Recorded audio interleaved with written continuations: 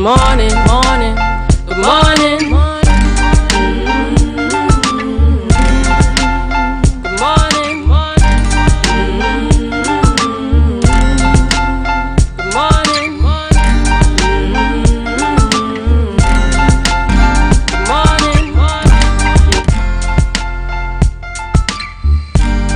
Put a smile on your face when you're moving from place to place. Good morning, good morning, morning, good morning, morning.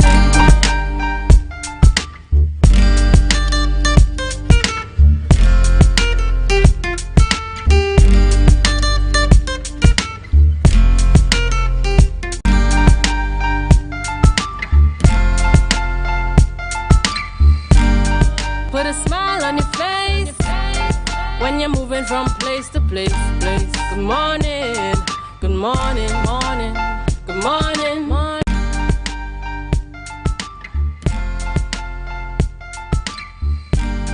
Put a smile on your face when you're moving from place to place. Good morning, good morning, morning, good morning, morning.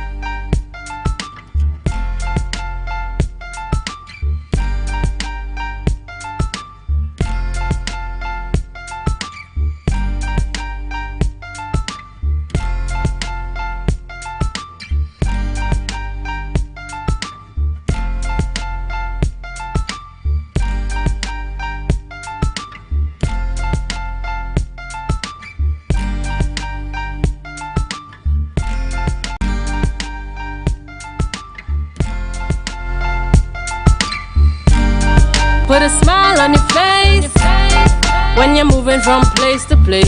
Good morning. Good morning, viewers, and welcome to the Tobago Updates morning show, coming to you live here from the Port Mall in Scarborough.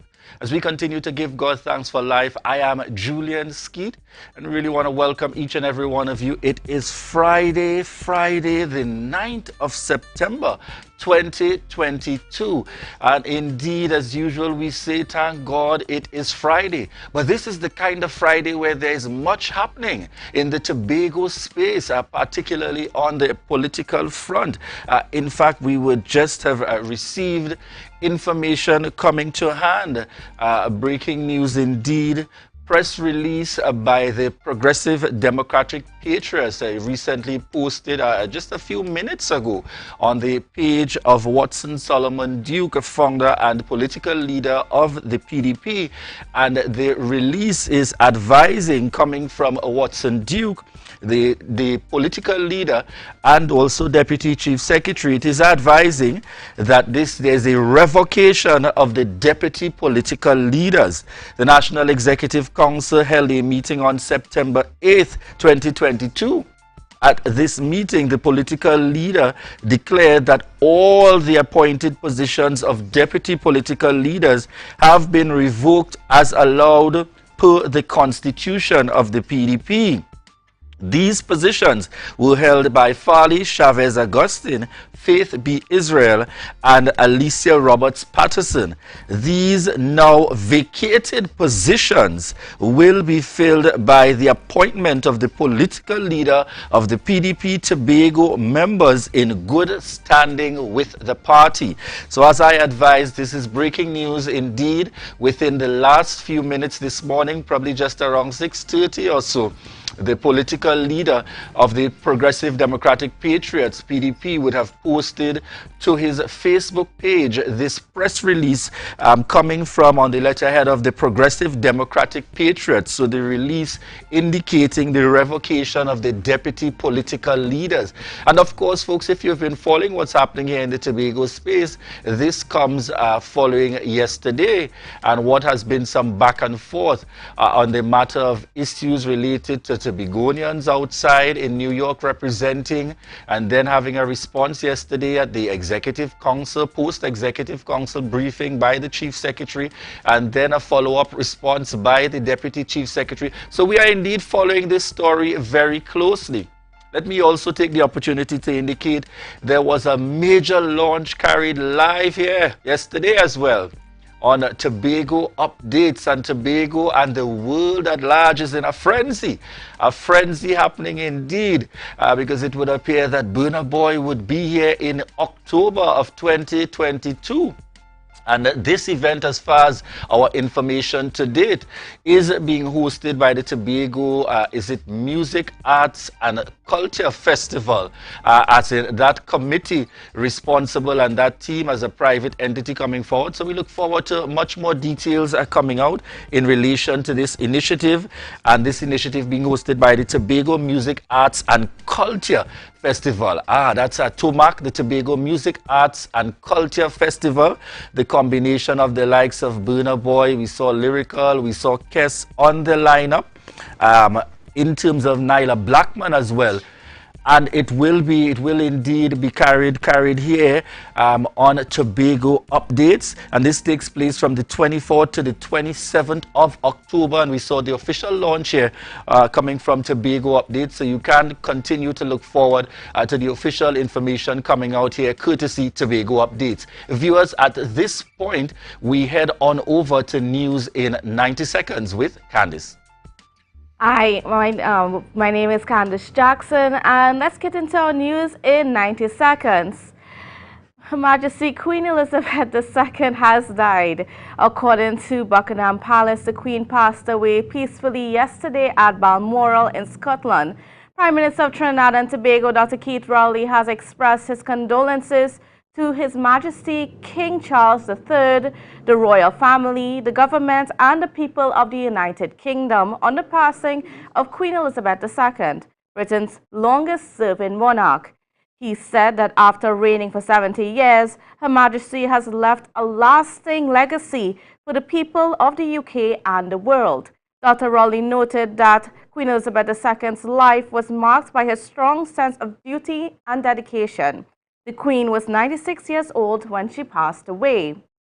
And at home, Chief Secretary Fali Augustine announced a portfolio review for Deputy Chief Secretary Watson Duke. The announcement follows a social media video in which Duke requested the Executive Council to help a group of 27 Roxborough folk performers who were currently in New York without food or lodging. Clearing the air, Augustine stated that the THA was not responsible for the trip and only partially sponsored their tickets to New York. He added that Duke's demands and public criticism of the Executive Council in that manner went against the Code of Conduct signed by all members, and it warranted some action. Duke's future on the Executive Council will be determined and announced by the end of the weekend. Meanwhile, that public spat between the Chief Secretary Fali Augustine and Deputy Chief Secretary Watson Duke continued with another social media video released by Duke. He stands firm on his belief that the Executive Council needed to step in and assist the Roxborough folk performers no matter the cost. Additionally, he stated that he does not appreciate the threats issued by Augustine. Duke reminded Augustine that while he is Chief Secretary, he is also just a deputy political leader of the Progressive Democratic Patriots and owes his political career to Duke. Should Augustine go ahead revising the Deputy Chief Secretary's role on the Executive Council, Duke said the consequences will be disastrous. And of course, as Julian stated, now we had Mr. Fali Augustine being expelled from the party. So, well, not being expelled from the party, sorry, being revoked from his position as deputy political leader of the party, along with some others. So that was your news in 90 seconds, and it is back to you, Julian. Yes, indeed, Candice.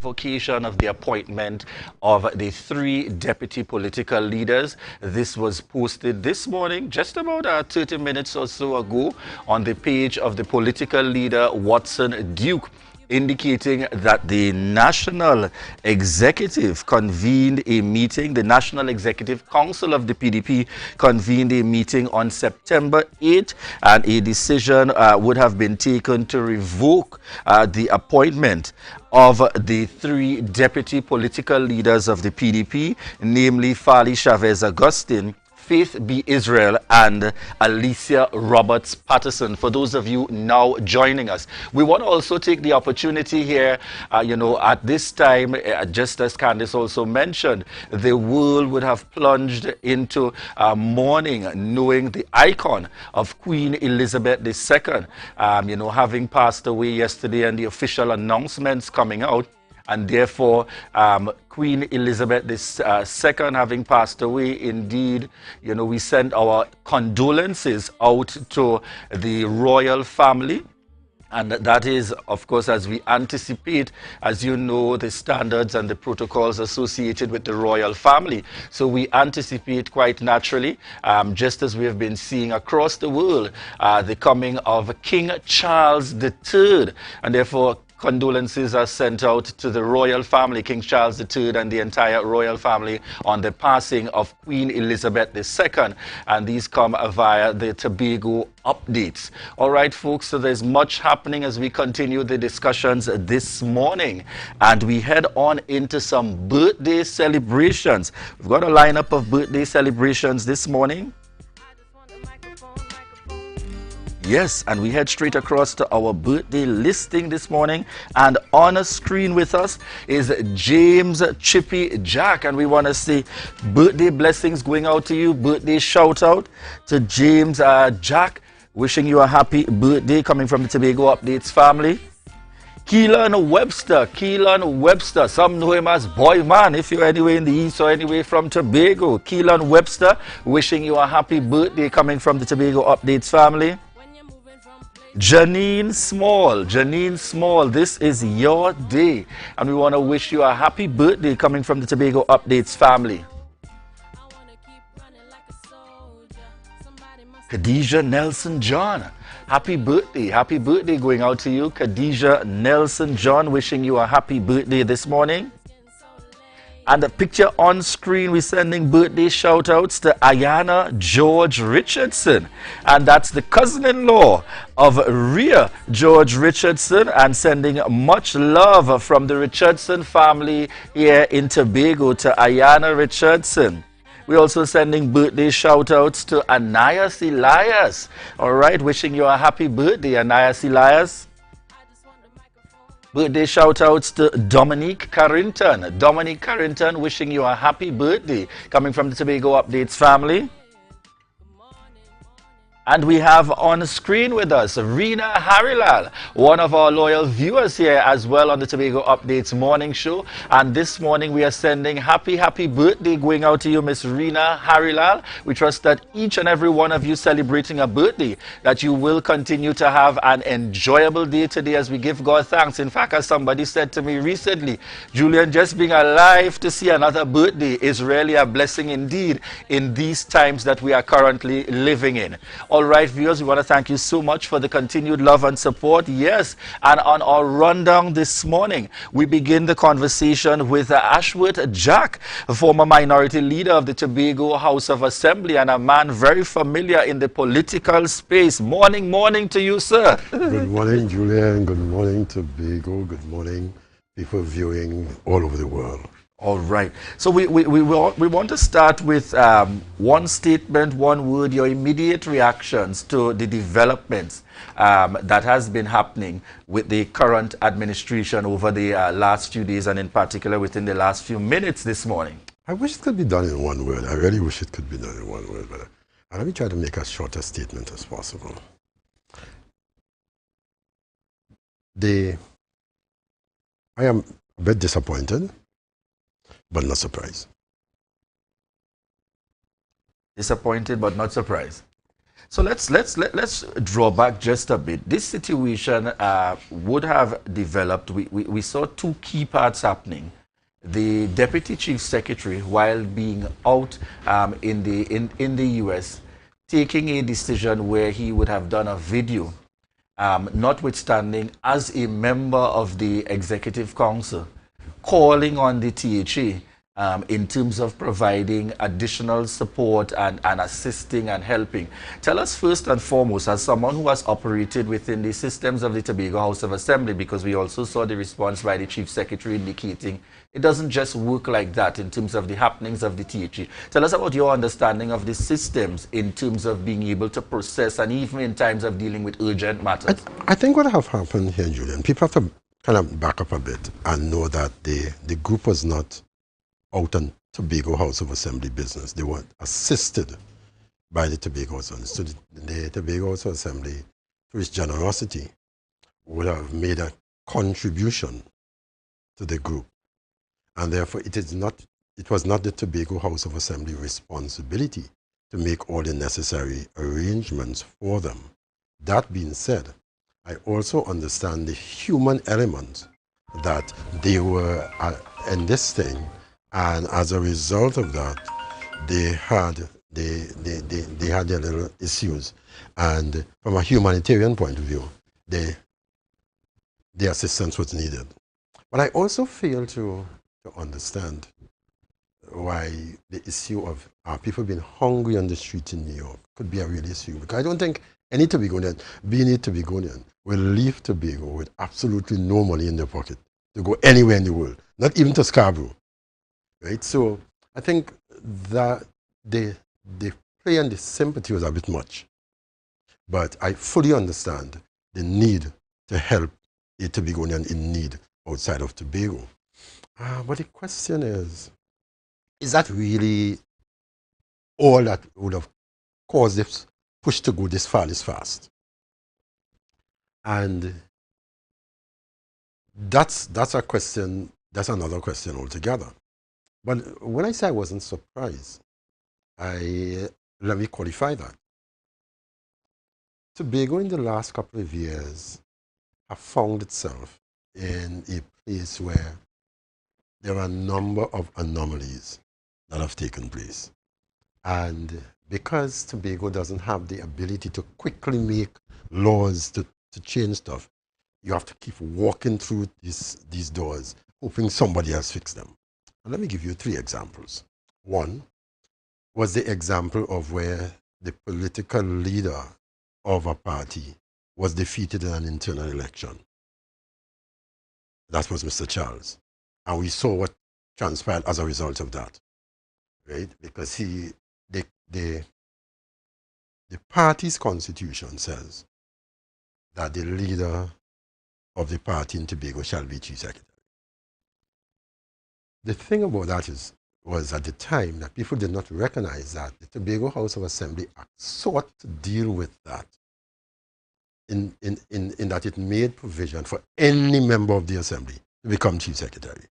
And so the scorched earth that took place then was not really necessary. It was an internal matter where it said, look, the new political leader will determine who the chief secretary is.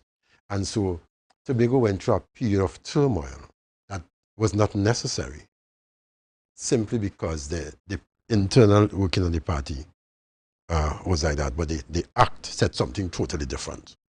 It came down to 6-6. Again, an anomaly.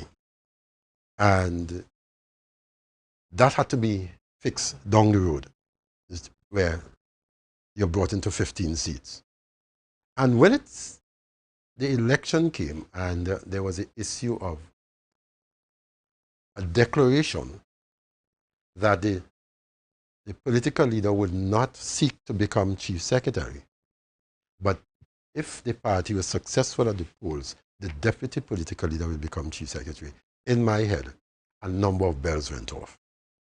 And the bells went off because that was just the total opposite of what happened a couple of months ago, where it had to be the leader. And even if the leader was a councillor, the leader was the one who wanted to call the shots as to who they wanted to be chief secretary. So, but when that went, and Tobagonians voted for the PDP, but they also voted for Farley as chief secretary because they knew this is what we were getting. The thing about that, though, is that I don't think a lot of people recognize that the Tobago House of Assembly Act is set up a bit differently, even to the Constitution that gives rise to the leadership. In that the Constitution says, in the opinion of the President, the person who has commands the support and majority, the political leader, not only the person, correct, yes. the political leader. So it clearly states that this is what it is. The political leader. In Tobago, it says that the 12 members, in this case, the 15 members, sorry, must elect a chief secretary. Correct. And so, in Tobago, the Executive Council, just like in Trinidad, is primarily made up of two persons.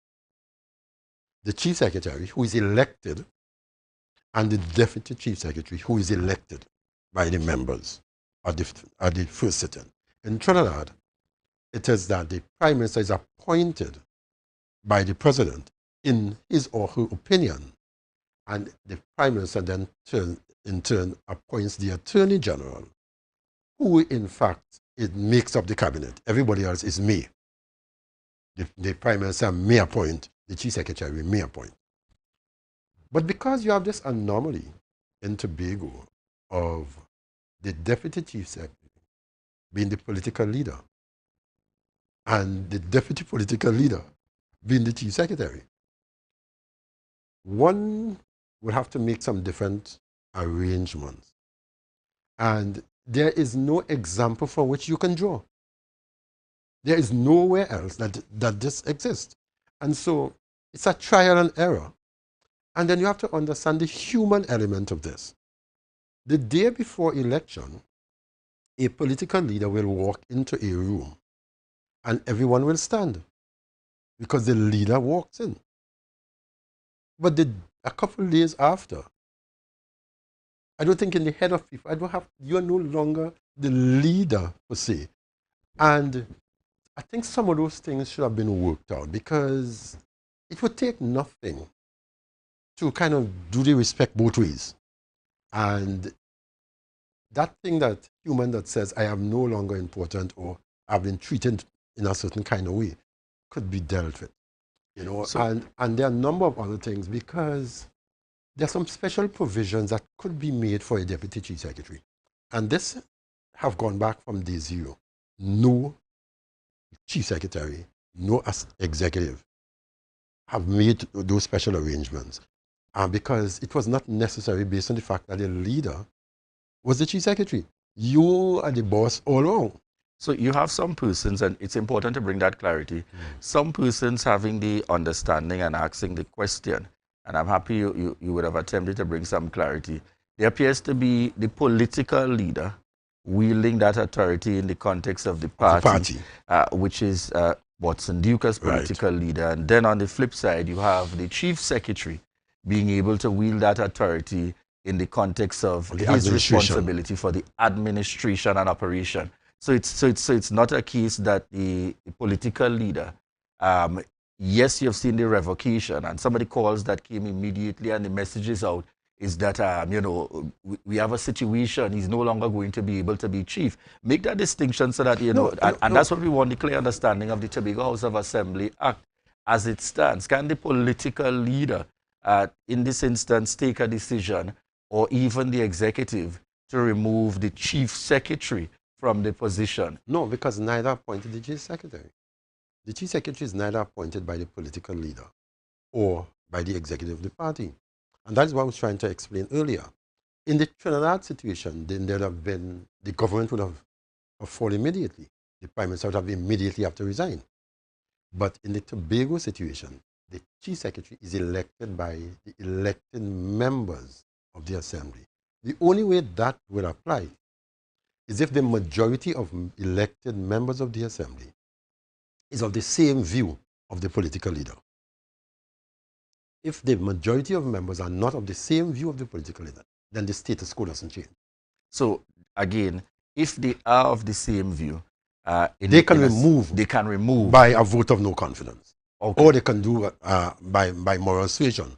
That, like in the case of Mr. Charles, Kelvin Charles, when he was actually forced to resign by the elected members. But in the case, if you don't have the numbers in the House, then you don't have the power to remove a chief secretary. So what becomes very critical at this point is the members of the House that have that current authority for the operations and the all administration, making a determination if they, that's the only way in which changes can happen at that level. Then the question, therefore, under the circumstances as we are seeing now, we have seen steps being taken in terms of revoking the appointment of the deputy political leaders within the context of the party. What's the possible impact of that? And that is within the right of the political leader. The political leader appoints the deputies, and then he can revoke the appointment. So that is overplayed. It is overplayed. You know, I'm seeing people pulling their hair out. But at the end of it, I want to go back to how abnormal this situation is. And the solution to this is maturity. The solution to this is maturity. You know, for those of us who grew up with elderly people, they will tell you, don't drink your coffee so hot. Anytime something happens and you answer in haste, you make errors.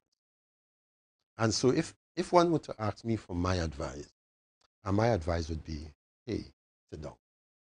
Allow this thing to soak in, allow this thing to blow over. And then adults have a conversation. And people see this as a crisis. And I don't know if this is a crisis, because even within your own self, and I use this example a lot, even within your own self, something is called a decision because you're of more than one view.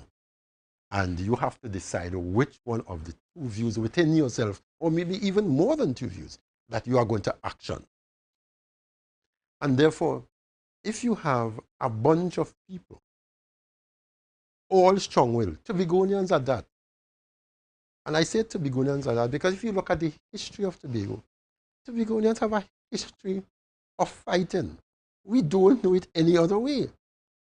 And so if you have that situation, there are going to be situations where people will not agree.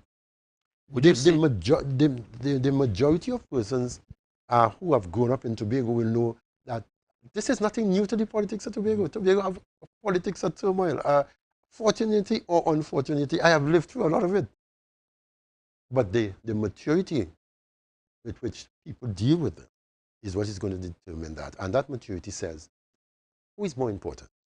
I as an individual or Tobago as a island?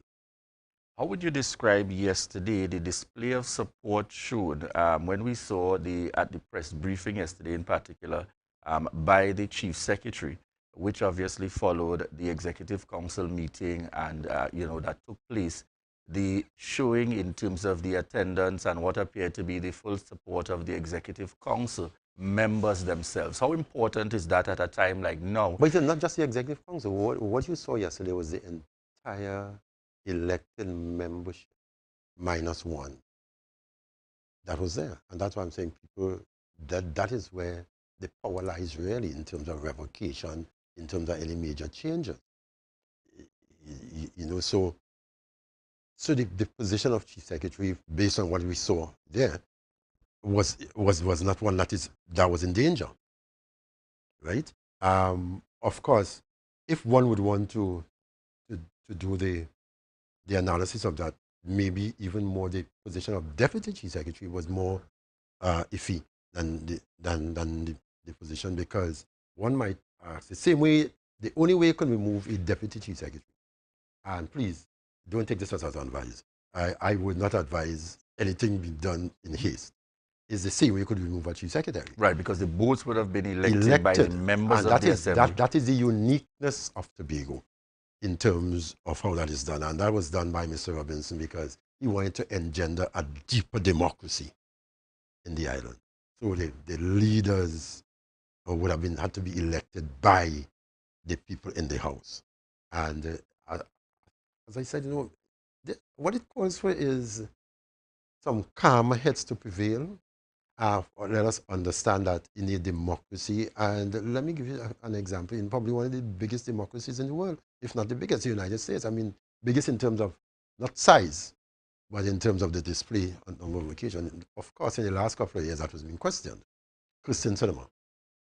Christian Cinema votes against the Democratic Party in the Senate on a number of occasions, but he's still a member. And in Tobago, that would have been between 2009 and 2013. Mr. Jordan, we were at a meeting, a sitting of the House, and Mr. Jordan said to me, I do agree with this. And he voted against a position of the minority. We were mature enough to make it as a joke after. And so I think being a member of a political organization must not hamstrung you not to be able to make some decisions, although it might not be in concert with the rest of the organizations. But it calls for a certain kind of understanding and a certain kind of maturity that says, if somebody disagree with me, disagree with my position, it does not mean that we are enemies. It means that there's a certain amount of democracy that the party allows to flourish. And that is why, I think I'm saying to people, take it on a bit, take it on a bit. But in our democracy, in the Westminster style democracy, in fact, especially in the Caribbean, and I can speak particularly of Trinidad and Tobago, a dissent mean we have automatically become enemies. You go your way, I go mine. We have seen in the changing of the United Kingdom president, prime minister, where members of the party of the then Prime Minister Boris got up and said, look, no, I no longer want to support you. I know. But yet Boris held on for months until a new Prime Minister was appointed. The party would have gotten somebody appointed. And you're not seeing the rancor and stuff like that. And that's what mature democracies do. Tell us about the response of Chief Secretary Fali Augustine yesterday, specific to the review of the portfolio of the Deputy Chief Secretary. Let's speak to that in terms of we know that for the very first time, this administration would have introduced the position of Deputy Chief Secretary as a standalone, whereas we would have seen in the past the position appeared to be attached to a secretarial portfolio. Tell us about that. But I don't think you're right. The review. It's not a standalone. The Deputy Chief Secretary has a portfolio. Yes. Right, he has a portfolio.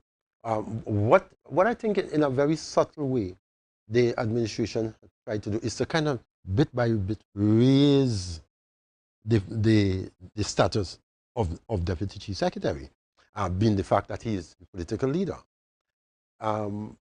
If you ask me, my own, and I like the fact that I have a certain level of independence. I can see stuff the way it is, because I wouldn't want it no other way.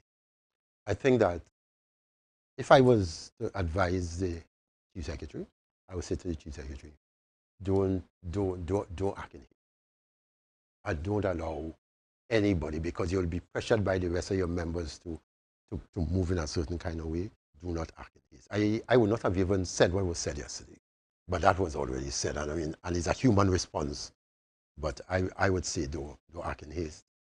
Leave this alone. Let it blow over for a while. Have a conversation, because I listened to even what the political leader, Mr. Duke, and Deputy Chief Secretary said. I love Fali. We feel love him. Let me talk now, man. And we can always find solutions. I mean, I have seen people fight war, and the next Germany and the United States is a case in point. They went to war as a people, but a couple of years after, they were the greatest of allies. And so I want to say to people that this is not the end of the world. Two big people have a spat, and when they finish coffee each other, they will look at each other and say, listen, what is in the best interest of Tobago, man? And don't think that because two people fight, or whatever you want to call it, it means that they can't get back together, they can't talk to each other. No, I don't see it like that. So how then do you know, your response to persons that are giving the indication that the questions would have come anyway at the media briefing, so the chief secretary did not have a choice but to address the But issue, he had to address the issue at hand. And only But how would that, you have done it differently? The only thing that I would have done differently is not discuss the issue of if there was going to be a change in portfolio. I was going to say clear of that. That is my personal position. If I was going to do that, I would sit with my people after sober reflection, and then I would do what I think is best. That's the only thing that I would have personally. Okay. But the chief secretary had a right to explain the situation that was happening in New York and all that. And that I think was masterfully done. And I said, once it's the truth, then the truth doesn't change. But I think sometimes we could be a little emotional. And we can't afford two sides to be scorching the earth. You know, there's an old adage that says, experience keepeth a very expensive school, and fools learn in no other. We have to learn from the experience of others. At this point of the situation where we have seen the deputy chief spoke, the chief responded, the deputy chief responded again, what do you anticipate in going forward with this matter? Total silence. You can't fight. You can't fight with me if I'm fighting with you. I would have gone totally silent. So you see, I think, and I think that I have seen the chief secretary, you know, and I think that the chief secretary is the kind of person that say what you have to say and stop. And if that is the case, it would be commendable. I don't have to, why I need to be back and forth? Back and forth with you, what it does is that it makes it harder to repair. And I think what Tobagonians want is to see a repair so that we can move in that direction that people elected the organization to take Tobago. So this part, the back and forth thing, is not the most advisable position to adopt.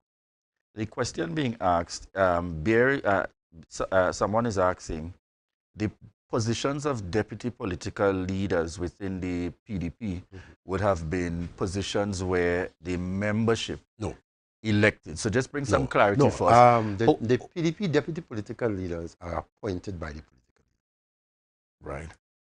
And so it's therefore it's his to give or to take. Okay, so that's a clarity being brought to our viewers. It's not an elected position within the parties. No, it's an an appointed position. Right. And therefore the elected positions rather would be the others in the lineup of treasurer, secretary. That kind of stuff. Yeah. But in the case of the deputy political leader positions, those are... It happens in the other organization. Right. So those are appointed positions. They are appointed. So in the same manner in which the political leader can appoint, he can revoke. A determination can be made in terms of the revocation. And it's a single position. The political leader alone can say, you have to discuss it. You might say it out of courtesy, but he doesn't have to have the permission of anyone to revoke the deputy. All right, in terms of that move. Can we therefore expect or anticipate some concerns being raised? Because naturally, when you look at the lineup, as is customary in any political party, of the members forming the national executive, and that's what becomes very interesting now. The combination of members of the national executive includes also members of the current executive council holding positions. How does that work in the context of the national executive and the way forward? Is it that we can look forward to, or naturally you might anticipate there would be some question marks over those other positions? No, they have to talk. It means that they have to talk. They have no choice. Himself is himself. There are other members like the generals. No, not general secretary. We're seeing here the assistant general secretary. Assistant general secretary. Right. Then there's the public relations officer. They continue to be part of the executive. It means that they have to have a conversation.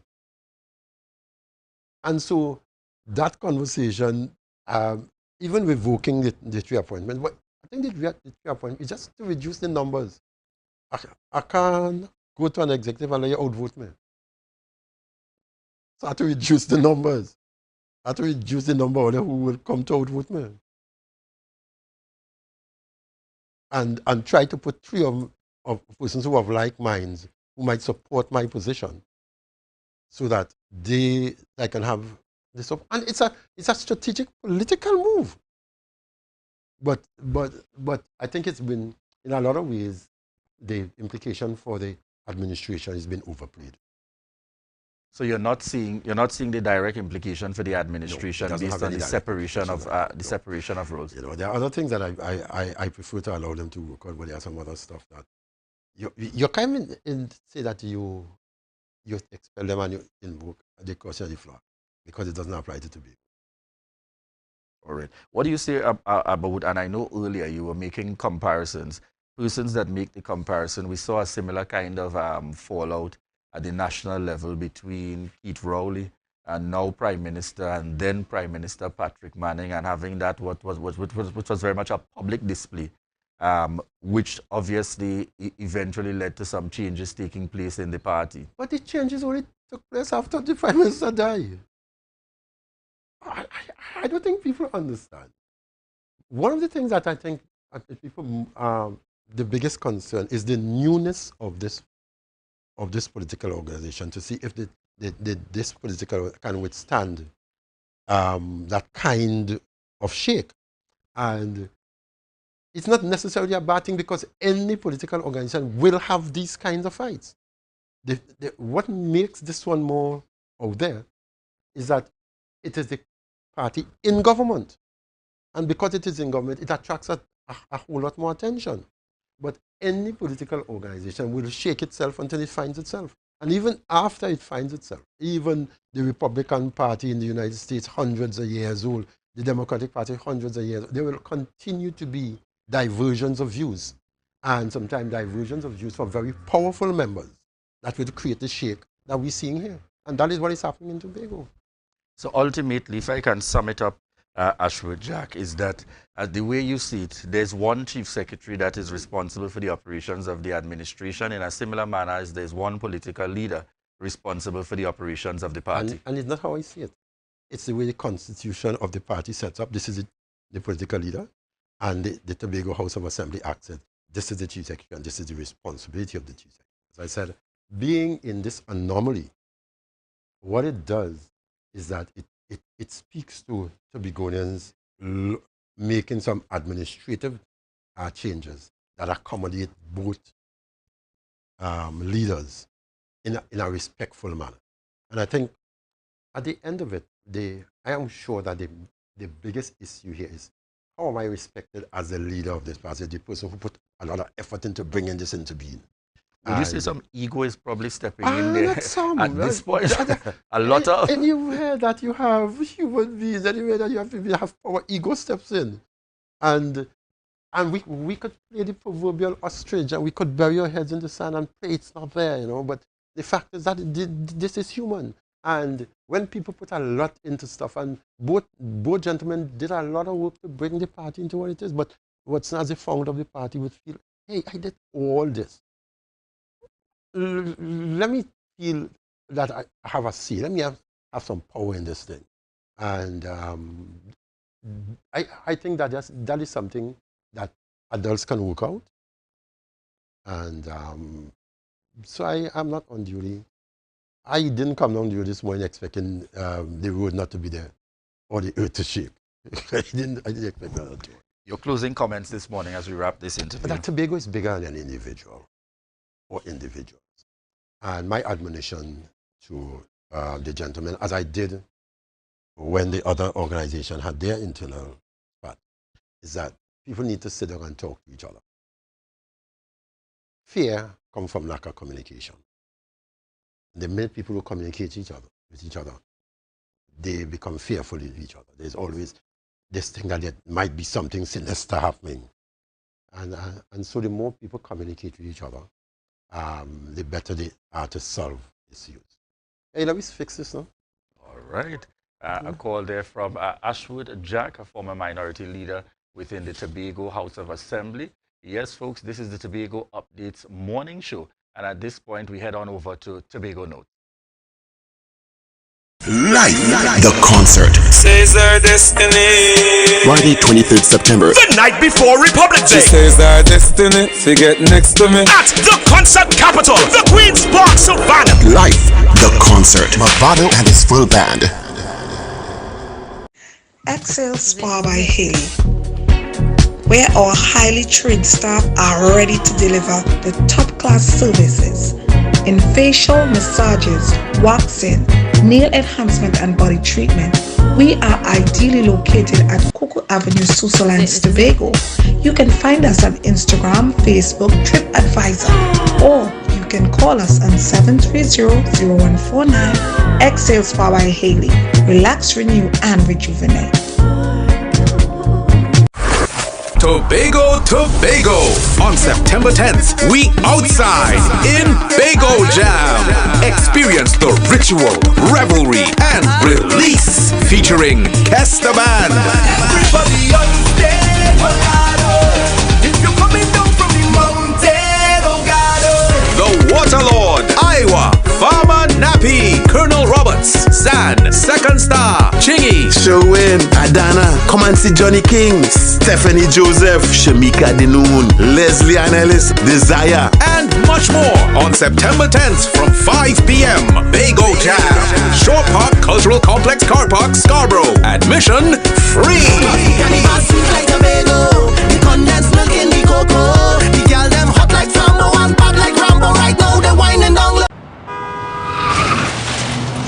Everybody only worrying.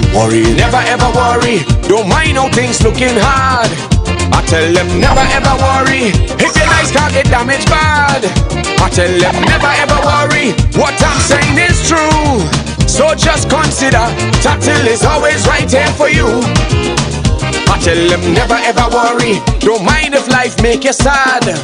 I tell them never ever worry, if your house get flooded out real bad. I tell them never ever worry, what I'm saying is true. So just consider, Tatil is always right here for you. I tell them never ever worry, if sickness catch you off guard. I tell them never ever worry, if times fall on you real hard. I tell them never ever worry, what I'm saying is true. So just consider, Tatil will always be here for you. Never worry about a thing. Tatil, where people are people. You know what I mean. Mamai Lakai Home Services. We specialize in cleaning of carpets and rugs, mattresses, living room and dining room sets, vehicle detailing, cleaning and sanitizing of homes and commercial spaces. We also do landscaping and tree cutting, pressure and power washing, floor care, fumigating and air purifying. You can also call us for professional painting services, babysitting and adult sitting. Call us now 333-4430 at Mamai Lakai Home Services. We take cleaning to another level.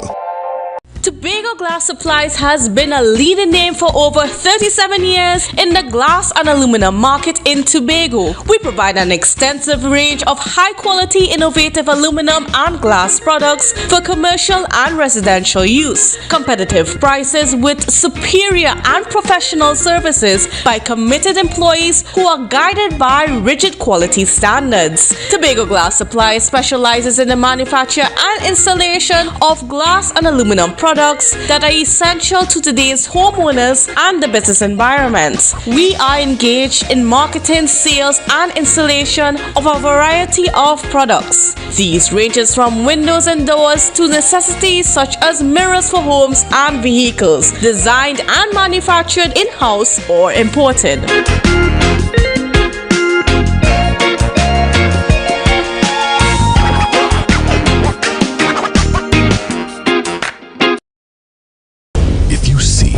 Or know about a crime, report a crime safely and anonymously. Call 800-TIPS. Help stop crime. You can play your part safely and anonymously. Report a crime. Earn a reward. Call 800-TIPS. Help stop crime. Be a hero, champion, fearless citizen. Be a crime stopper safely and anonymously. Call 800-TIPS. Help stop crime. It's a different type of thing down there. And we party till we drop down there. With a lot of pretty girls down there. you're moving your ways. Entertainment. Yes, we're bringing it to you. Tobago Updates. It's all about the new entertainment show, the VIP Experience, hosted by your boy Snoopy. Tune in every Wednesday from 8 p.m. and on Saturday mornings at 9 a.m. We're bringing to you the best Tobago has to offer. We're showcasing interviews, music, and everything that is fun. So join me on Tobago Updates for the VIP Experience. Yeah, man. Watch on your back, like about to overload. Watch them sexy Bago woman. Beauty from head to toes in the sun. Skin too, don't need no lotion. Never ever worry, don't mind if life make you.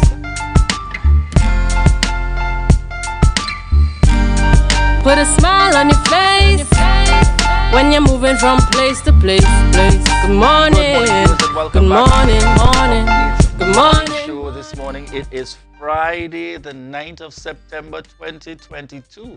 And we want to thank each and every one of you, those who continue to connect with us via TV. That's those on Gael, those on M&E TV, those listeners via Smash Radio, and also our listeners on Street 91.9 FM.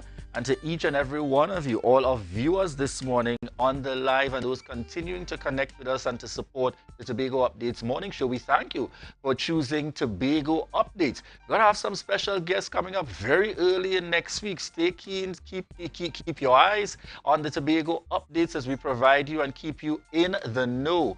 All right, viewers, at this point, we say bye from the Tobago Updates morning show. And we prepare to head on over to GMT with Candice. Candice should be online with us at this point. Good morning, Candice. Good morning, Julian. How are you doing? Beautiful indeed, Candice. There is so much happening in this space currently. Yes. Your thoughts.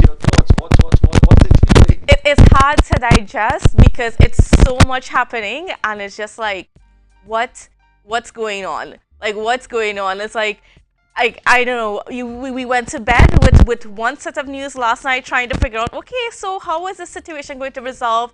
And literally as we were getting prepared for set this morning, we got the news of, some actions from Mr. Watson Duke as the political leader as to what he's going to do with Mr. Fali's position within the party. And, it's just explosive.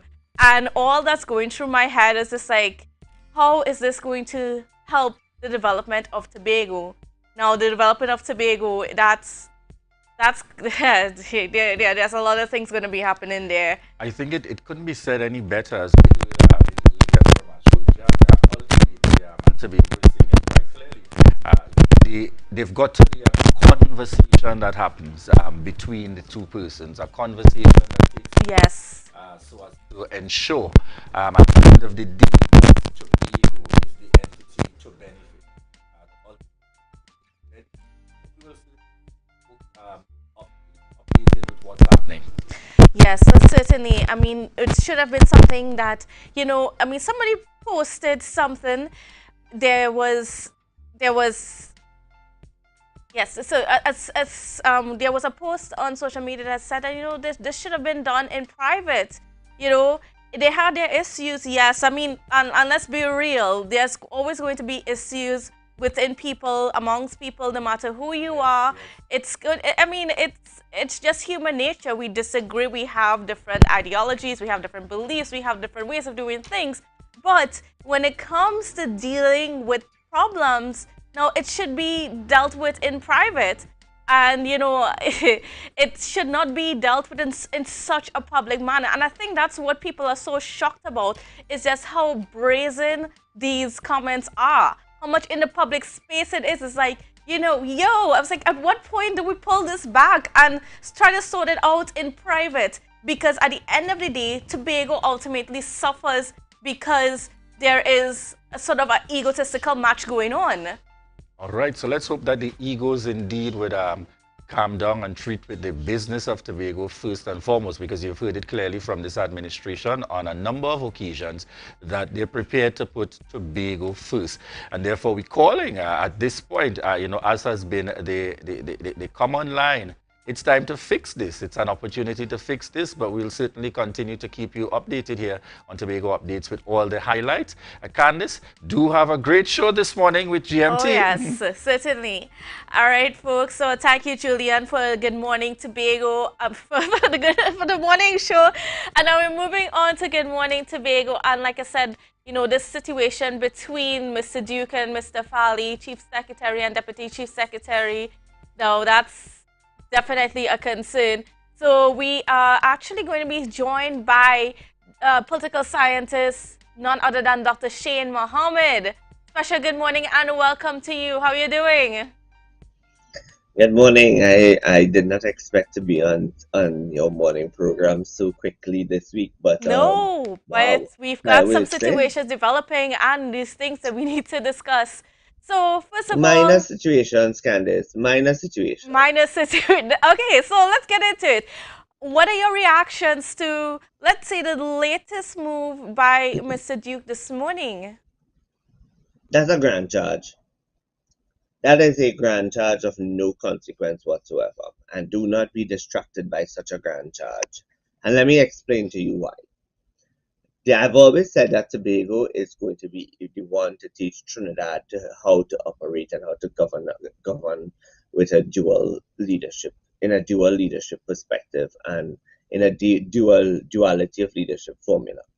We are seeing it currently happening within the UN, within the PNM in Tobago, where Mr. Morris is not a member of the Executive Council of the PNM, and he is functioning perfectly well as the minority leader.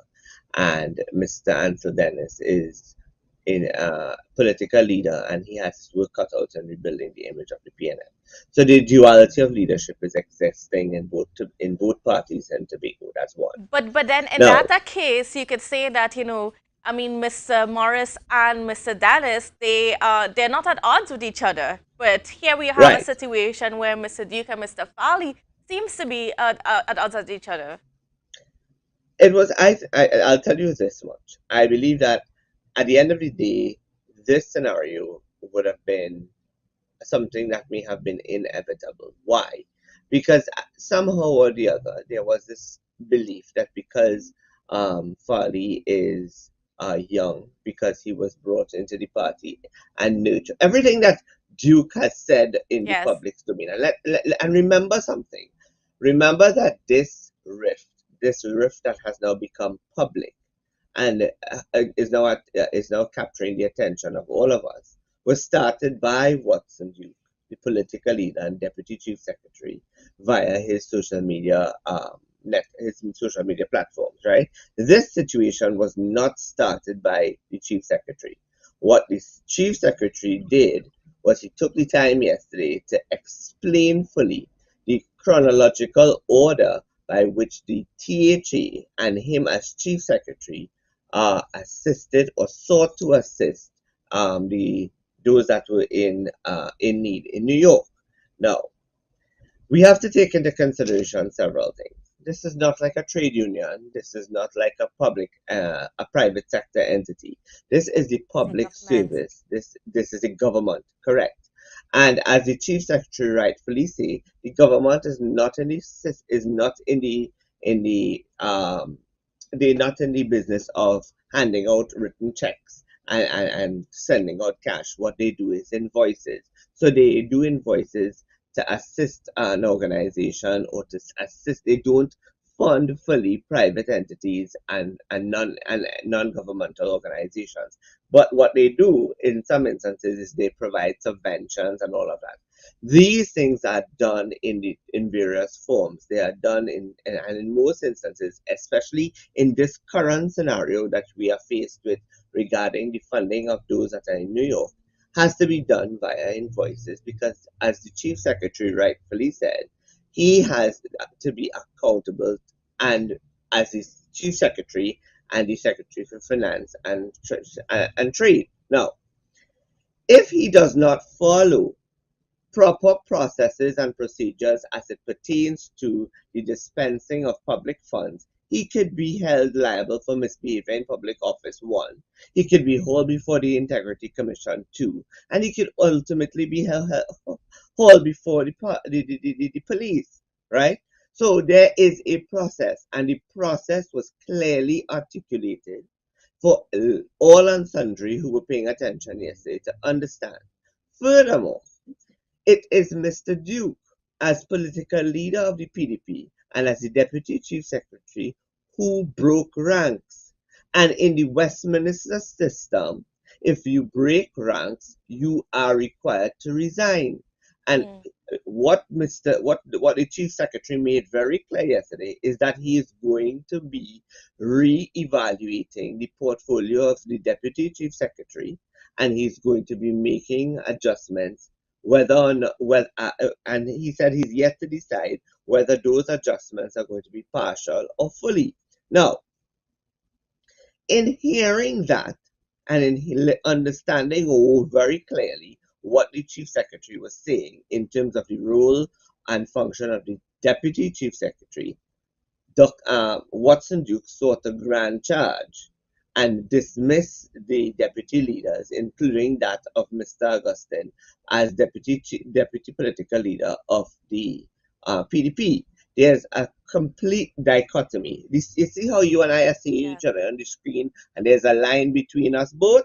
There's a dichotomy between the two systems, political and government, political and governance, right? And therefore, the dichotomy of public administration is what separates between the political and the governance, right? So therefore, I have always had a problem. I have always had a serious problem with Mr. Duke not understanding process and procedures within the public sector. And this is from him not being only the political leader of the PDP, but him being the trade union leader of the Public Service Association. That you can't simply say, here, take the checkbook, Farley, sign off on $2 million and hand it to the people. He could go to jail for that, right? So in this situation, listen, do not panic. I will say to Tobagonians, do not panic. Listen to your Chief Secretary. Stay focused, because your Chief Secretary knows what he's doing and he's following the law. And his duty and responsibility was executed immaculately when he stood up yesterday and he gave a full explanation as to how things transpired, how he was in communication with Mrs. Vanilla Allen Toppin, how he was in communication with the Deputy Chief Secretary, and what he did, right? Listen, he was very kind. The Chief Secretary was very kind in spending and offering in excess of $400,000 to 27 persons who went on an invitation in a private capacity to perform in a private capacity, right? They were not sent, as he rightfully said, they were not sent to New York by the THA, right? So the $400 and something thousand was kindness and generosity on the part of the THA Chief Secretary and Finance Secretary. Had it been me sitting in the chair, they may have gotten 50,000, right? And it is because priorities have to be very much aligned with Tobago's development, aligned with the money that Tobago has at its disposal for things like these, which I consider to be ancillary. And I am Dr. Mohammed, now I just want to talk a little bit also about the state of the political image right now of Mr. Farley Augustine and Mr. Watson Duke, taking the development of Tobago forward, because the reaction among the public at this point in time is that we do not need to see our leaders acting in such a manner. We do not need to see this sort of fallout, because we have too many issues within our space that we need to get sorted out towards, Tobago's development. So now we heard from the Chief Secretary yesterday that he's going to be re-evaluating Mr. Duke's position within the Executive Council. First of all, what decision do you think should be made regarding Mr. Duke? So the Chief Secretary spoke about several things. One, he spoke about Duke having the responsibility of monitoring and evaluating the performance of all secretaries and how far they would have gotten in terms of the implementation of policies and programs. That's one. I am saying that the chief secretary has Mrs. Sitika O. I have Mr. Orlando Kerr, right? Those are two secretaries. I think there's a third counselor. There's three, right? He has Ms. Sitika or in his office under the office of the chief secretary. He can hand that responsibility to Mrs. Sitika or as secretary in the office of the chief secretary, and give her the autonomy to or the opportunity to create the M&E department and create an executive director of the monitoring and evaluation unit of the THA, whereby you staff it with qualified persons, with statisticians, with all the different skilled persons that you need for effective monitoring and evaluating and reporting, I should say. That's the first thing. I think one of the things that he can do is he could redirect the responsibility to Mrs. Sitika O. 1. 2, the whole idea of this diaspora affairs and ensuring that connecting the diaspora. Listen, you cannot force a diaspora to want to come home, and you cannot, no matter how much you invite them to come home to invest, come home to assist, they will not come if they don't want to, right? Therefore, I see the whole idea of the diaspora affairs and outreach program, or I'm paraphrasing here, could go under the Secretary of Tourism, right? And she could be responsible for diaspora affairs, because there is no secretary that is responsible for foreign affairs, because foreign affairs is something that falls under the central government. But so diaspora affairs clearly is that you're saying that the responsibilities that were once under Mr. Duke as Deputy Chief Secretary should, be shifted around to the other Executive Council members. Of course, more than, and additionally, it was about 4 or 5 main there was items. The point for autonomy, the Trinidad all of office, those things, and that right? sort of thing. All of that can be devolved to someone else, and at the end of the day, Mr.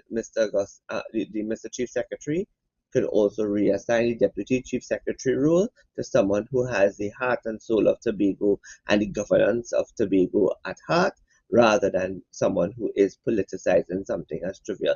Do you think, wait, I want to stick a pin there. So do you think, based on what you're saying, do you think that Mr. Duke does not have the heart and soul of Tobagonians as a result of this debacle? Yeah, because you are making a mountain out of a molehill, and you are putting a strain on your own persons, and your own party and your own government, right? And I'm using the word government in inverted commas. You're putting a strain on your own government to act illegally. You are putting a strain on your chief secretary to act illegally, and you are chastising your chief secretary because he did not dance to your beat and you did not get your way. But the chief secretary went above and beyond the call of duty. He went on to call persons. He made calls to get the people accommodated when there was no accommodation. He made temporary arrangements for them. He got involved in something that he did not have to get involved in. He could have simply said to Watson when he called, Watson, that is not my problem. Because those persons went to New York on a private assignment and not something attached to the DHA, right? And what I find very unreasonable is that Watson has chosen to go down a very political route, which is uncalled for, because this is not political. This is governance. This is a matter of good governance, and that is what has been highlighted by the chief secretary. If the chief secretary did not say the word good governance, he all alluded to the perspective of good governance by simply outlining to the people of Trinidad and Tobago, right, and giving a chronological order, which he didn't have to. He could have another chief secretary like Ashworth Jack would have dismissed this as nonsense and moved on. The truth, let us be frank here, right? There is no obligation, none whatsoever, by the chief secretary to oblige to the deputy chief secretary for those persons who have gone on a private on a private assignment and a private performance. But So he has Dr. already Mohammed, expended. based on what has happened, especially the developments this morning, what does this mean for the future of the PDP as well as the future of, Mr. Fali Augustine in the leadership of the THA? So I just want to deal on those 2 points because right now there's a lot of questions, there's a lot of concern about what's going to happen to the This is party not hard. and the THA. No, you all are going too far. You're going too far. We are still in the early stages. We are still in year one. This thing could be settled very quickly and very easily. One, if if Watson feels so strongly about his position with regard to how these people were treated, cross the floor. I dare Watson to cross the floor and exhume yourself from the government of Tobago. Exhume yourself if you feel so strongly and you cannot understand collective responsibility and individual responsibility, right? If you don't understand that, which is a breach of the confidentiality of governance, then cross the floor. If you're playing man, right?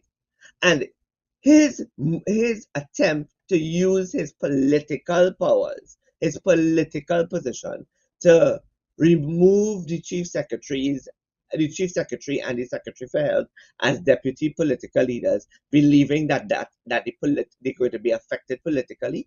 No, they still have 4 years down the road, right? 3 years and counting, right?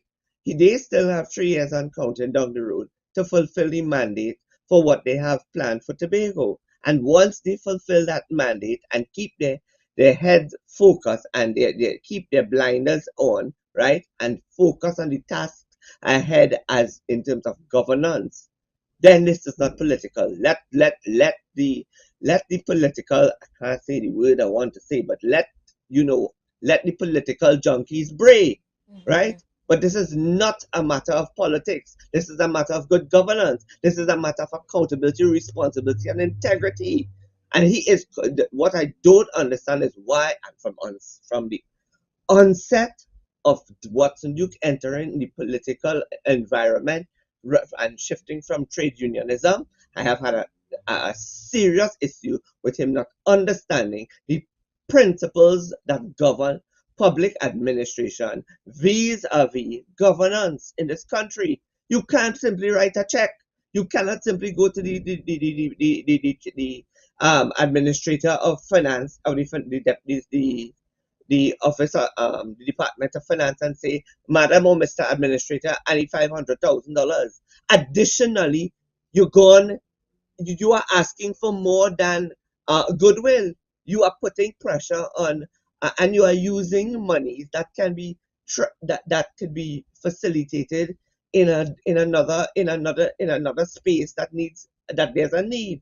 What about if the money that has been used up for the 400 and something thousand dollars, what if that came out of the coffers for, let's say, social services? It means that persons who are in need of money, let's just say, I'm quoting a figure here, let's just say 1,000 people in Tobago are dependent on social services.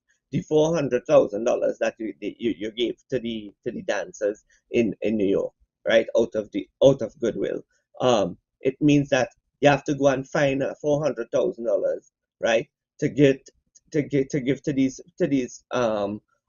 to give to the people who are in need, right? Yes. So you understand, at the end of the day, Tobago do not fear. Do not fear. You're you have a very strong administration in place, and that is as a result of the numbers, right? It would be foolhardy by any secretary to side with Watson Duke, because it would be a testament that they don't understand governance and they don't understand the roles and functions of their offices, and at the end of the day they have no regard for the dichotomy of public administration and the need for accountability in expending funds. That's one. Two, it is the person that I feel very sorry, or who is in a rock and a hard place, is the education secretary, who is now forced to, if I were the education secretary, I would resign as the public relations officer and focus on the job ahead as education secretary, because she is put between a rock and a hard place of having to, and that is, let me tell you, if you all are not seeing it, I am seeing it as a political scientist. That is Watson's strategy of divide and conquer. And that is not going to work, and that is going to be to the detriment.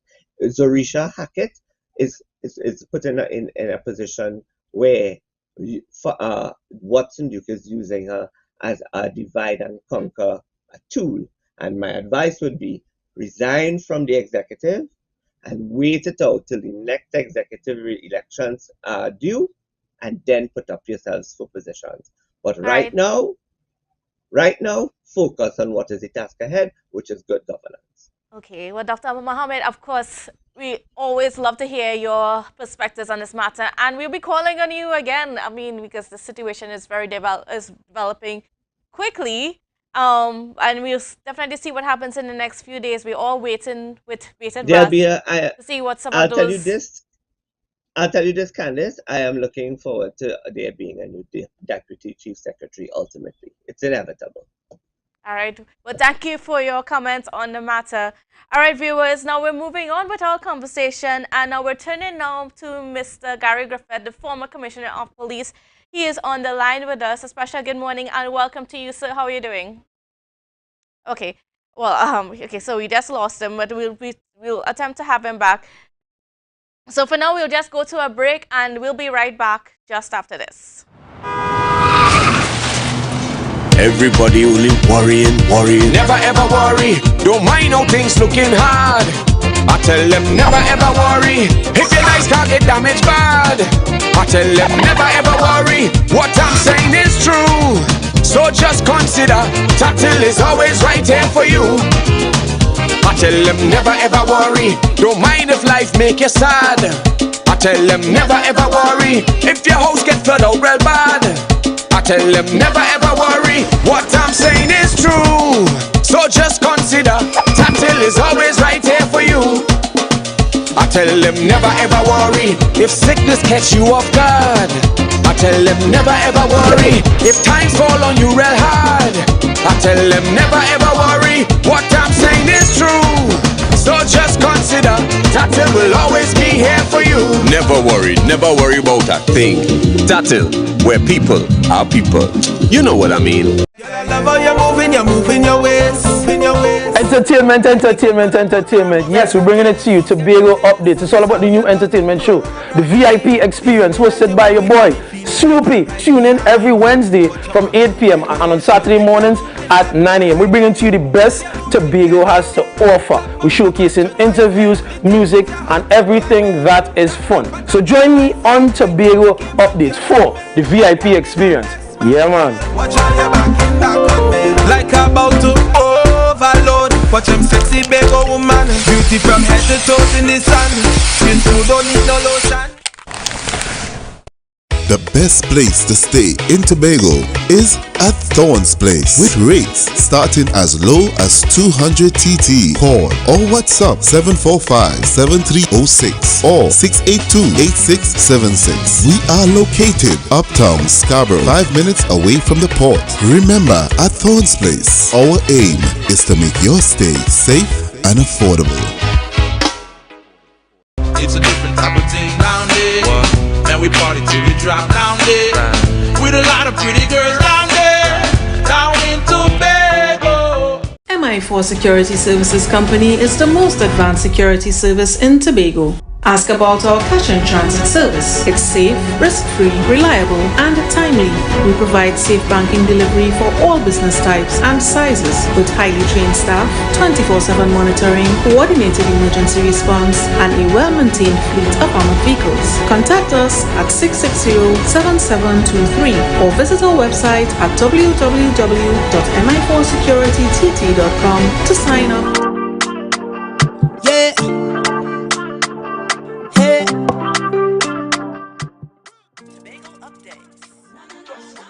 Welcome back to Good Morning Tobago. Well, of course, it's a heated morning here in Tobago with all that's going on within our political space.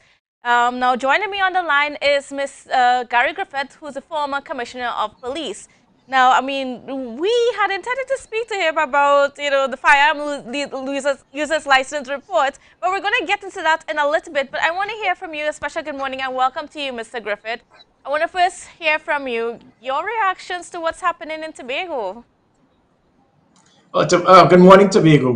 What my reactions to Tobago? Tobago is a lovely island, an important part of Trinidad and Tobago. If you feel that I'm going down the road of what is going on now, that is their business. That is their issue.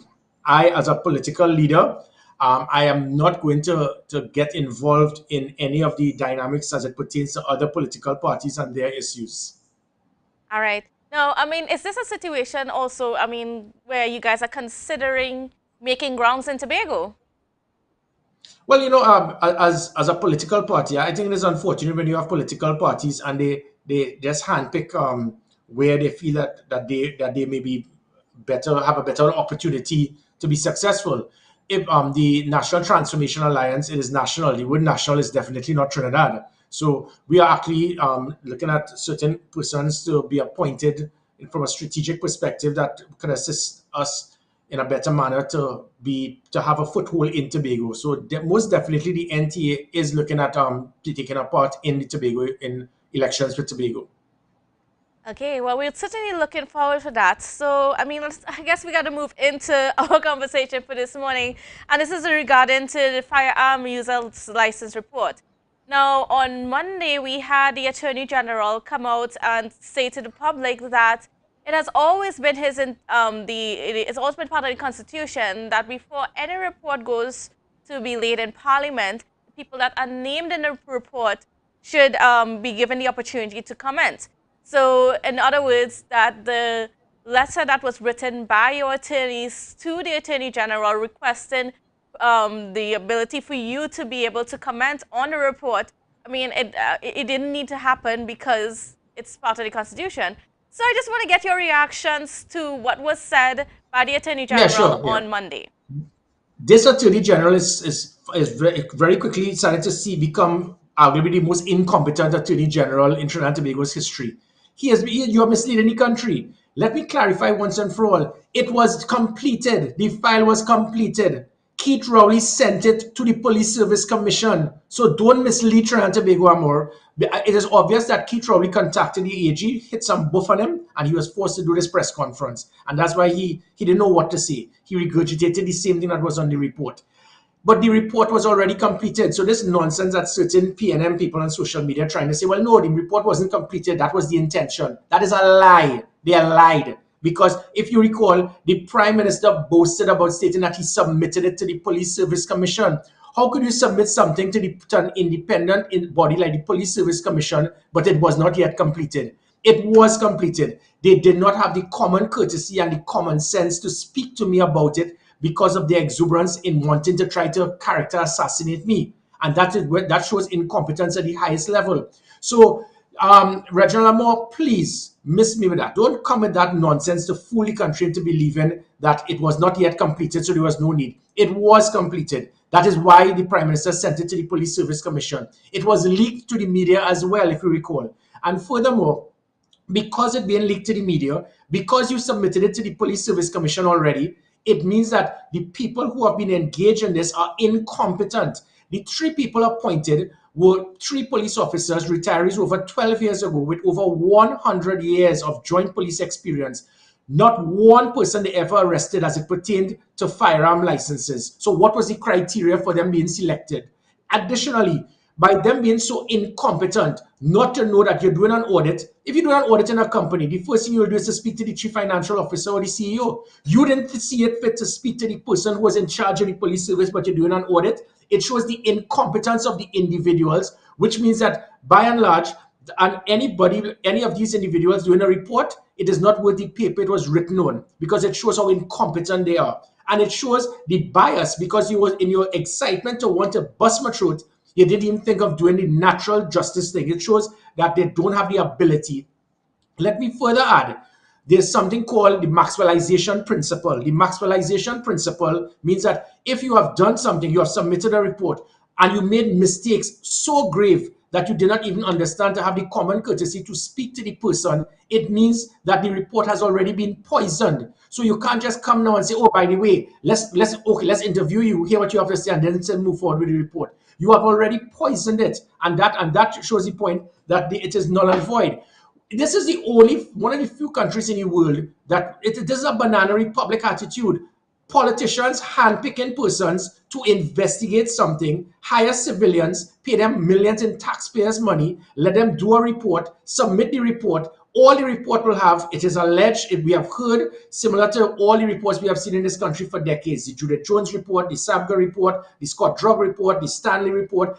These are reports that are done, and all of these reports, it is alleged, which has been rumored, which is why the police cannot do anything with it, because you can't arrest someone based on rumshop talk. So when the Attorney General has the audacity to say that those accused would have their opportunity, AG, you're fast and out of place. Know your place. Who's accused? Who's the accuser? Civilians that you handpicked who may be closely aligned to your political party. So you're fast and out of place. People accuse of persons who may be deemed suspects in the police service. This present police service has no suspects, no witnesses, no evidence, no reports about firearms. So this whole thing is something that is made up by civilians who politicians who hire civilians and then say, well, these people are accused. All of a sudden now we have politicians pointing at and making people accused. It doesn't work that way. This is not a police state. Let me finally add, which is the most important point. If it is that the AG wants to go down this road and say that all it takes is to bypass the Maxwellization principle and simply state, well, okay, all we need to do is to speak to the person who is in charge and involved in this matter, and then we move forward. Well, then I recommend that we reopen the land date matter, because in the land date matter, that is exactly what was used when Keith Rowley was not interviewed, and he said, based on the Maxwellization principle, you did not speak to me, there was no natural justice, and it was thrown out because the whole report was deemed as poisoned. By the Attorney General saying, no, all it is required is to speak to the person. I will now strongly recommend that the land date investigation be reopened and be dealt with from a police perspective, because all the police need to do is to get the file from the Integrity Commission, now interview Keith Rowley and move forward. And guess who should know this best? Because the attorney who was for Keith Rowley at that time was Reginald Amo. So he knows very well. There's a saying, you can't be half pregnant. Do so and like so. So you can't say that all it is you have to do is to interview me now and move forward. If that is the case, I will expect that the police will now reopen the land date matter, get the file from the Integrity Commission, interview Keith Rowley, and then press ahead and see if those people, that would be know people who are being accused, if it is that it should be moved forward in a manner like that by the police. Now, another thing that came out of the Attorney General on Monday was that, the report may not be made public because certain people are being named in that report, and that information might adversely affect them or compromise them in some way. No, I just want to get your reactions to this, because this that also is a lie. Trinidad and Tobago, there is a reason why Keith Rowley wanted to take it to Parliament. He is a coward. He cannot bring it in public because legal action will be taken. Because the one place you can lie, mislead people, and not be sued is in Parliament. So cowards go to Parliament to say things about people because they're aware that nothing can happen to them. I challenge Keith Rowley, if something was so disturbing, go on the platform and call names. Go ahead, you name man, because you cannot call names based on it is alleged, it is rumored, and we have heard. That is why the Stanley John and the Barrington report, 2 years later, not one person has been arrested, not one suspect, not one report from any citizen, no evidence, no data, no facts. These are lies, but the PNM has a good mantra. If you say the same lie over and over, you will hope that people will buy into it.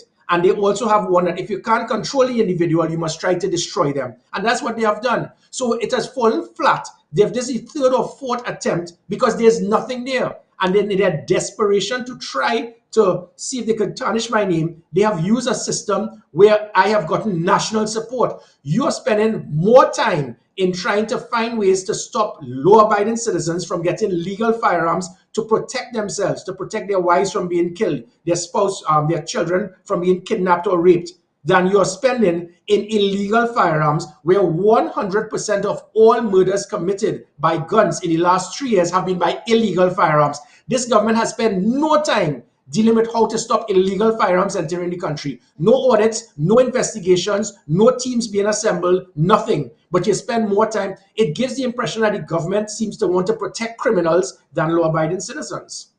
Is there anybody that would be named in that report that might be compromised? Are you in any of information about these allegations? No, that is it. It's allegations. When politicians selectively handpick citizens who have no law enforcement authority, give them a job, tell them to do a report, pack it with it is alleged, it is rumored with names, and then leak it to your contacts in the Express. That is where it is you have the concept of a police state. Because nowhere can a politician lead, direct, and instruct investigations. This is what the Attorney General has just said. He has said basically, we as a political party, we as politicians are going to handpick persons and lead investigations. You can't. And the reason for this is that Keith Rowley has spent more time boasting that he's the chair of the National Security Council than his position as the Prime Minister, because he has been misled into believing that the National Security Council has operational authority. It does not. It is not part of the Constitution. It is a subcommittee decided upon by Cabinet. So they have no operational authority to handpick places and say this is an investigation. In the United States, for example, before you move in this manner, there must be damning evidence, credible evidence, sworn statements before it goes before a grand jury. It is not that a politician could just handpick. Why he didn't go after the concerns we have seen for years about work permits being given and being paid for through the Ministry of National Security, or for years and decades about the problems with driver's permits, with corruption, or items entering the prisons. And then try to pinpoint and target the person who's in charge of the prison service, in charge of the Ministry of National Security, in charge of the Transport Commission. No, they try to selectively handpick this situation, spend millions in taxpayers' dollars because they want to go after political opponents. It does not work that way, only in a banana republic. So you can't have politicians handpicking people to lead, launch, and direct investigations. Because if you do that, you'll have an incompetent Attorney General stating that those who are accused, who the heck are you to say that people are accused? Police officer, the police service have no one being accused of this. But you hire civilians, and the civilians are now making somebody known as an accused. It shows that the Attorney General does not understand the line in the sand between law enforcement and politicians. And he's getting politics involved in law enforcement by trying to believe that you can handpick civilians and then make them pinpoint people to say that they're accused of certain things. Attorney General, you're fast and out of place. You're starting to expose your incompetence as a politician. All right. Well, on that point, you have to leave the conversation there. I want to thank you so much, Mr. Griffith, for being on set with us and to just giving us your perspective on this matter. And, as I know the country is waiting to see what happens with this report and, what are the actions that can be taken afterwards. Yeah, well, again, no action can be taken because it's not a law enforcement unit. They have no law enforcement authority. It is lies that is made deliberately to hope that you could spare political opponents. That is why I said these investigations, these audits, these reports, these committees, it does nothing other than to discredit people. That's what the PNM does. They do well. So that's why nothing will happen. But I say, if the Attorney General is adamant that it can easily be dealt with by just interviewing me and move forward, I ask that Landate now be reopened, the file be taken from the Integrity Commission by the police, Keith Rowley now be interviewed, and the police move forward with that investigation, because do so and like so. All right. Well, thank you so much, Mr. Griffith, for being on set with us. And we're looking forward to see what happens in the near future. All right, viewers, don't go anywhere. It's a heated morning. We'll be back right after this break. Advertise with Tobago Updates. Call 284-6597. If you have a small or large business, we can get your information in front of the masses. Reach our rapidly growing viewership on Facebook and YouTube. Promote your brand in Trinidad and the Caribbean through M&E TV Now and Gayel. Yes, we can build unique ads for your business. Call now 284-6597 and advertise with us. Mamailakai Home Services. We specialize in cleaning of carpets and rugs, mattresses, living room and dining room sets, vehicle detailing, cleaning and sanitizing of homes and commercial spaces. We also do landscaping and tree cutting, pressure and power washing, floor care, fumigating and air purifying. You can also call us for professional painting services, babysitting and adult sitting. Call us now 333-4430 at Mamailakai Home Services. We take cleaning to another level. Life, the concert. Says our destiny. Friday, 23rd September. The night before Republic She Day. says our destiny. Forget next to me. At the concert capital, the Queen's Park Savannah. Settle down on the lady. He just to say you are drive me crazy. Guinness welcomes Mavado and his full band with rising superstar Ken. Life, the concert. Powered by Guinness and Strictly FX. If you see or know about a crime, report a crime safely and anonymously. Call 800-TIPS. Help stop crime. You can play your part safely and anonymously. Report a crime. Earn a reward. Call 800-TIPS. Help stop crime. Be a hero. Champion. Fearless citizen. Be a crime stopper safely and anonymously. Call 800-TIPS. Help stop crime. Yeah. Hey. Tobago updates. Good morning, Tobago. Welcome back to Good Morning Tobago on Tobago Updates. Now, yes, there is a lot of stuff happening within our political space here in Tobago. There's a lot of things that we are concerned about. But, you know, I'm just to lighten the mood and to change up the conversations a little bit. Ooh, it is Friday. We have Carnival coming around the corner. So we're going to get into some conversations about that. And joining me on set is two lovely ladies from Maslin, Ned and Associates, one of the band leaders within our society, one of the mass bands, I should say, within our society. And on set with us, we have Miss Romila Ned Baker and Miss Maslin Ned. A special good morning and welcome to you ladies. How are you guys doing? Good morning. I'm okay. Great. I'm fine, thank you. So we're talking about going tribal for October Carnival, and I'm guessing that this is a theme for your band this year. So I want you to go into a little bit more detail. Not sure which one of you wants to kick off the conversation first, but go right ahead. Okay. Everyone who knows, I'm Maslin Ned of Maslin Ned and Associates. And going tribal is something that I did before, and you know, as they say, Tobago Carnival coming up, instead of going and do all that research and I have it already, I decided to bring it back just with a little twist, because is a lot of Indian characters that I have in my possession, because I love history mass and I'm always doing research and getting information. So it was more easier for me to bring this band to life again. So you know, from what I'm getting from you, so it's going to be based on traditional mass, specifically Indian tradition. Yes, it will be. like the feathers and that whole scene. That whole scene is going to get well when they see the costumes and them, and we are doing it affordable. And I think we're seeing some of them there. Yes. So as we're seeing the pictures on the screen, I wanted you to just tell me about the costumes themselves and what they represent. Well, I didn't really work with my notes. I forgot. Busy coming out of the house that I could get more in depth with the costumes itself.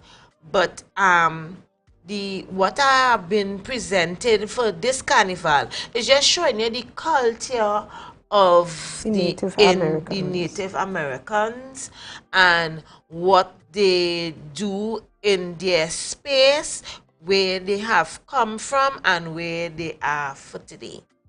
Okay.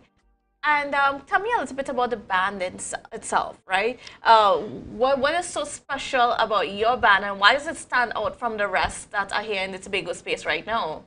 Well, I'm in carnivals all my life, and I am almost 20 years bringing band on my own. So you're getting at everybody know Maslin and Associate for Carnival.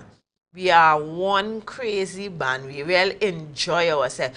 DJs always enjoy carrying along my band and things. So coming with Maslin and Associates, you will get that experience that you're looking for. When you come with Mas, we are one family. When you come, it's not I don't like this one, and let us leave all that behind and really enjoy themselves. Well, we're going into October Carnival for Tobago, and we're seeing a lot of bands here in Tobago joining, or partnering, I should say, with Trinidadian mass bands. Is there any such collaborations with you guys, or are you choosing to remain Tobago-centric? Well, no one has contacted me as yet to say that they're linking because of what is being told by the administration. No grants, no competition. No band from Trinidad don't really wants to come and say, well, okay, a partner, what are they getting out of it? So this thing, as they're saying, is a business. I'm putting out my product and I have to get back something from it. And if any band decide that they wants to partner with me or buy into a section, full section of my band, they are welcome to do so. And what sort of a different product are you guys going to be presenting this time around? How is it going to be different from the previous times that you guys would have participated in Carnival? Well, of course, pre-COVID. Well, I took part in Tobago Fest, and it is totally different now because you have to go out there and look for the masqueraders.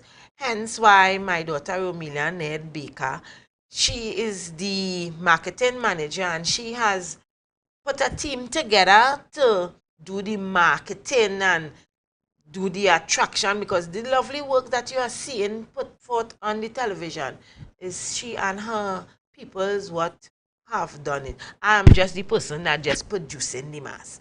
So she could at least give you a little background of... I know, she's laughing. She seems a little bit shy, but I'm going to bring you in. What has been your experience this time around in getting prepared for Carnival in October?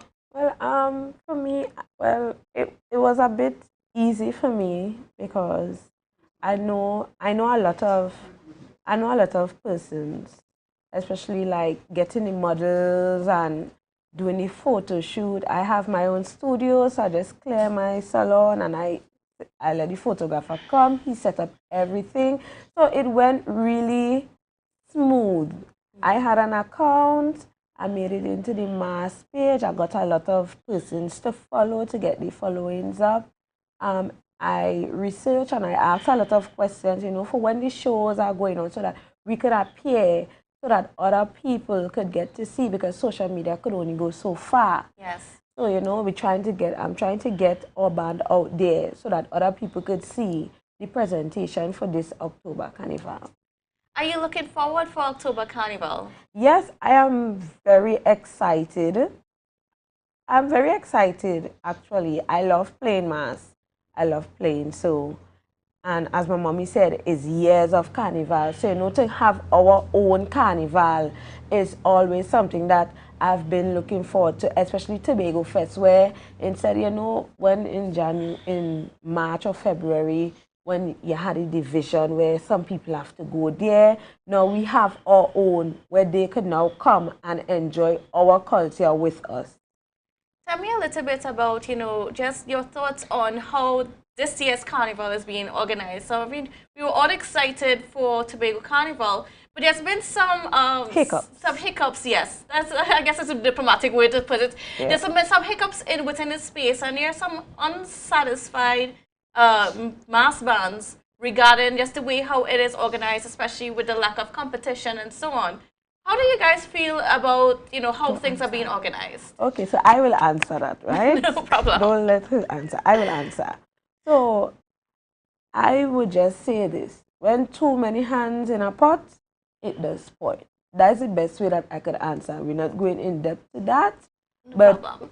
We know that a lot of persons are disgruntled. And I just think that if they stuck to the original plan, this would not have happened. But we are still looking forward to a bright October. I see everybody saying that October is going to sink Tobago. We are looking forward for Tobago to be sunk. And then certainly, I mean, you guys are going to be offering an experience that would hopefully diminish all those problems. Yes, we are going to offer food, vibes, and music. That's what we're looking forward for in October. It's an all-inclusive band. You can, however, follow our pages, Marslin Net and Associates, on Instagram, on Facebook. You could follow that to keep up with the updates, because we have some giveaways coming. We have some great giveaways coming where people could win prizes, win a costume on the road, so we're looking forward to it. So just give me the contact details again. You said, so just so people can know exactly where they can connect with you. Do you guys have a website, numbers? Yes, we have our website. It's on Instagram, actually. On Instagram, you can get the registration form, which will direct you to the website, sorry. On Instagram, it's Marslin Net and Associates. And in the link, they will tell you to click the link where it will direct you further to the website itself, where you could obviously pre-register, sorry. Okay, so then, I mean, just like what is like the payment? Do you guys have payment plans and so on? Because yes. I know that's a concern right now amongst the public, because we're seeing all these events. You have with a man and all these things dropping, and people are saying, "Wait, boy, like you have to take out a loan now for Carnival." That's the sad reality of what. Because remember, our culture. Well, me personally, our culture is not accustomed paying for pretty mass. Yes. And that's what I grew up on with my mommy. You just come and you pay a little $500 and you come and you jump up in the band. But now, because of the situation and the lack of funds, you can't blame band leaders for trying to, make back their profit. So this is where I said, Mommy, we're not going to charge pound and crown. We're going to one way for the basket, right? So I said $1,500 for the frontliners and the floor members. They will pay $1,200. The males as well will pay $1,200. We have a payment plan where you could pay $500 in 3 installments for the frontliners, and for the floor members, you could pay $400 with the 3 installments. All fees are to be paid in by October the 23rd. And of course, you guys are offering an all-inclusive experience, yes. So food. And so tell me a little bit about the food and the drinks that you guys are going to be offering in this package. Well, the food on my part, I does my little catering and things. So we will be having like Jira chicken, Jira pork, because remember, we are consuming alcohol. Yes. And we want to make sure that they keep up that vibe. We'll be having little corn soup, some finger foods. We'll be having fish and bake. We will be having like little fried chicken and, things that don't look for no crab and dumpling and pork and all them things there. But that was my plan, but I was advised by someone who does these things don't make the heavy food.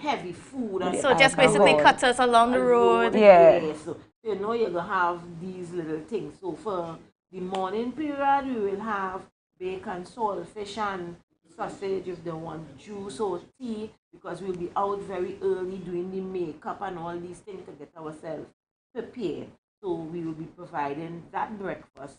You know, you have a nice corn soup for the morning period. You'll even have corn soup during the whole procession, right? So, well, the bar, we was looking for sponsors. To see if sponsors will at least help with sponsoring and managing it. Managing it. So if not, and we don't get that sponsors, it will be coming from our pockets. Right? So we hope that you all come on board to experience the Tobago October Carnival with Marcelinette and Associates. You would not be disappointed. And like you said, it's a family affair. It's a family affair. One love. Just come and enjoy what Marcelinette and Associates Going Tribal have to offer. All right, and before we go, I just want you to give the information again to the viewers as to how they can connect with you. Okay, so you can connect with us via Instagram.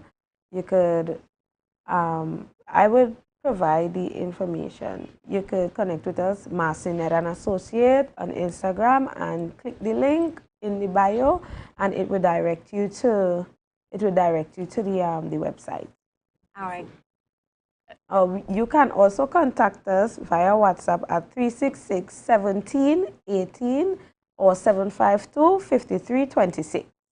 Okay, great. So I'm looking forward to seeing you guys out on the road and for seeing the whole band and the costumes and everything. It's going to be an exciting time in October. Thank you for having us. Okay, great. Well, viewers, so that's how we're going to wrap this morning's show. Like I said, it was a very eventful day. I mean, there's a lot of things that are going to be happening throughout the day and the weekend, lots of developments. So remember to stay tuned into Tobago Updates for all your updates on what's going on. All right, viewers, it's been wonderful being with you guys this morning. I hope you have a wonderful, safe, and productive day, and we'll see you again on Monday.